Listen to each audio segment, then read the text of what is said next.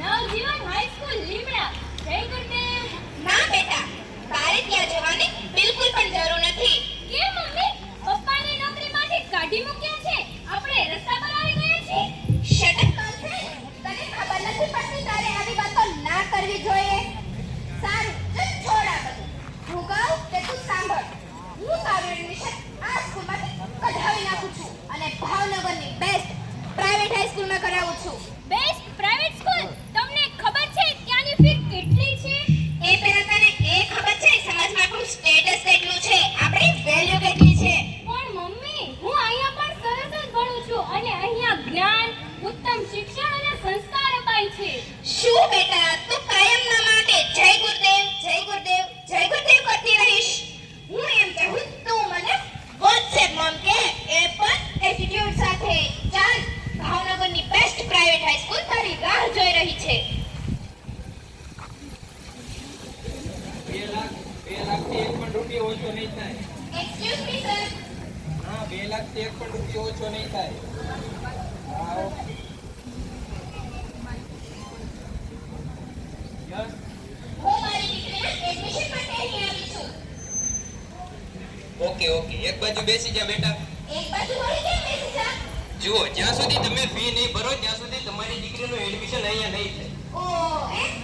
Okay. તમે તમારું credit card કાઢો. ત્યાં સુધી સુધર સર, આપણા સ્કૂલનું મેન્યુ કાર્ડ કાઢો. કે મળી મેને કાર્ડ? આ તો સ્કૂલ છે કે પછી હોટેલ? એક્સક્યુઝ મી, અહીંયા હોટલ કરતા પણ વધારે ફેસિલિટીઝ છે. અહીંયા dance classes, horse riding, skating ring, swimming class, smart classes, AC classrooms આ છે તે છે. અને ભણવાનું ને શિક્ષણ ક્યાં? એ તો કોચિંગ ક્લાસીસમાં ટ્યુશનમાં ભણી લેશે ને. એ બધું જવા દો. કેટલીક ફોર્માલિટી છે તે આપણે પૂરી કરી લઈએ. ભાઈ હવે તમારી દીકરીનું નામ શું છે? મારી દીકરીનું નામ છે Rajeshwari Krishnaba Chudasama. What? Krishnaba Chudasama. No, not at all. અરે નામ તો એવું જોઈએ જ્યારે અટેન્ડન્સ લેતી વખતે તમારી દીકરીનું નામ લેવામાં આવે તો તેના મોડલ લાગવું જોઈએ. આજથી તમારી દીકરીનું નામ શું રાખીશું? કૃતિ સેનલ. કૃતિ સેનલ. કૃતિ સેનલ. કૃષ્ણબા તેનું નામ કેવું લાગ્યું? નો કૃષુ, call me કૃતિ સેનલ. વાવ. તમારી દીકરીનું નામકરણ કર્યું છે. સગુન તો આપો. જરૂર સર.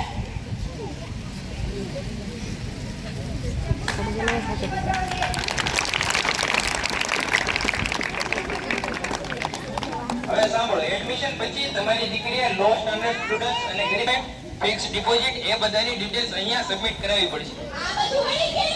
આની સાથે તમારે શું લેવા દેવા છે વળી? અરે મેડમ, એ બધું જોઈને જ અમે ડિસાઈડ કરશું ને કે અમારે કેટલું લેવું દેવું છે. બીજી એક ખાસ વાત, તમારે તમારી ફેમિલીના મેડિકલ રિપોર્ટ પણ અહીંયા સબમિટ કરાવવા પડશે. બરાબર છે કે મારી દીકરી જ્યારે પણ બીમાર પડે એટલે તરત જ તમે તેની સારવાર કરાવી શકો. એમ જ ને? અરે ના ના મેડમ, એ તો એટલા માટે કે જો તમે ફી સમયસર ના ચૂકવી શકો તો અમે તમારી કિડની અને બ્લડ ને વેચીને અમારી ફી વસૂલી શકીએ. પણ સર, તમે મારી દીકરીમાં સંસ્કારોનું સિંચન તો કરશો જ ને? હા હા, શ્યોર, પ્રોમિસ. આ સ્કૂલ છોડ્યા પછી તમારી દીકરી આ દેશ બદલી નાખશે. મારી દીકરી દેશ બદલી નાખશે? મતલબ કે તે ઇન્ડિયામાં તો રહેશે નહીં, લંડન, અમેરિકા જશે. કેમ બેટા? Yes sir. Wow, I'm so happy. તમે તો મારી આંખ ખોલી દીધી. તમારી આંખો તો ક્યારની ખોલેલી જ છે. હવે પર્સ પણ ખોલો ને.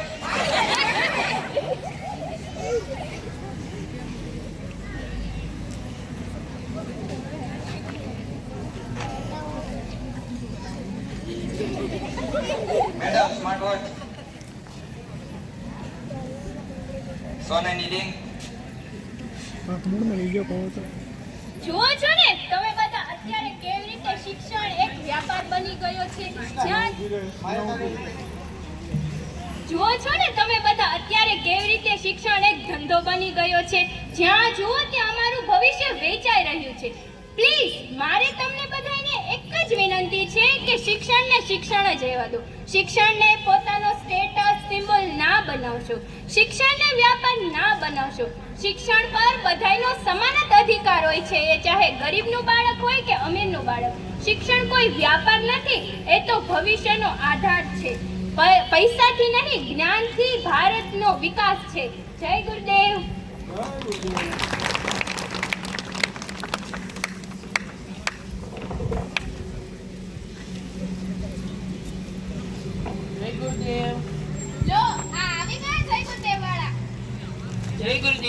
કેમ આવ્યા છો? મારી પાસે ટાઈમ નથી. હું સ્કૂલનું મેનેજમેન્ટ પણ સંભાળું છું અને હું કોમર્સનો વિદ્યાર્થી હતો એટલે મારો સાઈડમાં બિઝનેસ પણ ચાલે છે.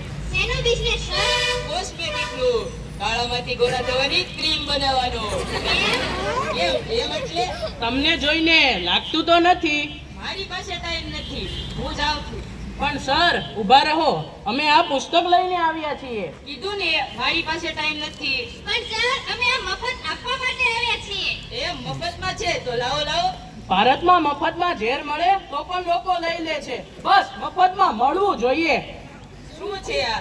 શ્રીમદ ભગવદ્ ગીતા. અમારી નવજીવન શાળામાં દરરોજ શ્રીમદ ભગવદ્ ગીતાના શ્લોકનું ગાન કરવામાં આવે છે. તમારી શાળામાં છે આવું? અમારે આની જરૂર નથી. તો સર આ તમારે માટે રાખી લો. મારે આની જરૂર નથી. મારે જેની જરૂર છે એ છે પૈસા, મની. અને હજી મારી ઉંમર જ ક્યાં છે? હું તો યંગ હેન્ડસમ જેન્ટલમેન છું. એક મિનિટ સર, તમને ખબર છે ભગવાન શ્રી કૃષ્ણે આ ભગવદ ગીતા કોને સંભળાવી હતી? અર્જુનને. અર્જુન ના તો કોઈ વૃદ્ધ પુરુષ હતા કે ના કોઈ સંન્યાસી. તે એક ગૃહસ્થી હોવાની સાથે સાથે યંગ અને શૂરવીર યોદ્ધા પણ હતા.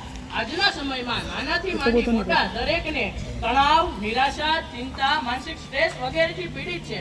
અર્જુન પણ આ મહાભારતના યુદ્ધમાં નિરાશ થઈ ગયા હતા. તેમના હાથ પગ ધ્રુજવા લાગ્યા હતા. તેમણે હથિયાર નીચે મૂકી દીધા હતા. ત્યારે ભગવાન શ્રી કૃષ્ણએ આ મહાભારતના યુદ્ધમાં તેમને તેમનું કર્તવ્ય જણાવ્યું હતું. તેમણે ભગવાન શ્રી કૃષ્ણએ અર્જુનને શ્રીમદ ભગવદ ગીતા સંભળાવી હતી. સર એટલા માટે આપણે કારાગોરોના ધંધા છોડીને આપણે નિષ્ઠાપૂર્વક જીવન જીવવું જોઈએ. અમારી શાળામાં દરરોજ શ્રીમદ ભગવદ ગીતાના શ્લોકનું ગાન, ધ્યાન, મેડિટેશન, હનુમાન ચાલીસા, દર શનિવારે સમૂહ કવાયત, સાથે સાથે આરોગ્ય માટેની ગોળી પણ બુધવારે આપવામાં આવે છે. વળી મફતમાં બહેનોને સાયકલ, નમો લક્ષ્મી યોજના, ભાઈઓ તથા બહેનોને મફતમાં પાઠ્યપુસ્તક અને શિષ્યવૃત્તિ આપવામાં આવે છે. અહીં શાળામાં ધાર્મિક અને રાષ્ટ્રીય તહેવાર પણ ઉજવવામાં આવે છે. સર એટલા માટે છે કે અમે સમઢિયાળાથી અહીં લીમડા અભ્યાસ કરવા આવી છે. અહીં ગુરુજનો દ્વારા ઉત્તમ શિક્ષા અને દીક્ષા અપાય છે.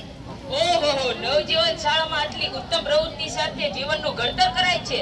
તમે તમારી દીકરીનું એડમિશન નવજીવનમાં જ રાખો. હું પણ અમારી શાળાઓથી પ્રવૃત્તિઓ કરાવીશ.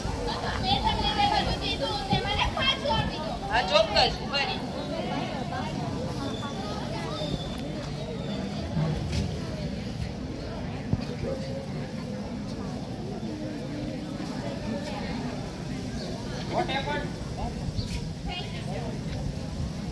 જીવનને નવજીવન બક્ષનાર શ્રેષ્ઠ શાળા એટલે નવજીવન.